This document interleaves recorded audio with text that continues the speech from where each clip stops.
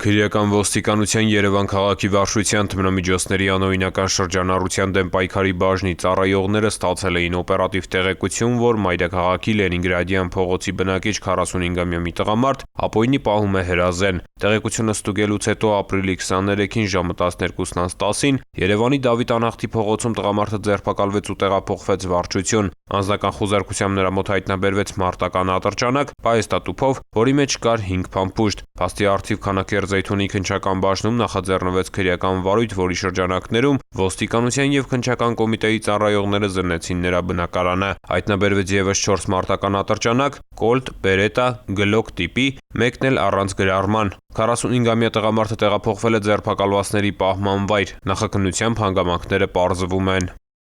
Ծանուցում ենթադրյալ հանցանքի մեջ կասկածվողը կամ մեղադրվողը համարվում է անմեղ, քանի դեռ նրա մեղավորությունը ապացուցված չէ Հայաստանի Հանրապետության քրեական դատավարության օրենսգրքով սահմանված կարգով՝ դատարանի օրինական ուժի մեջ մտած դատավճռով։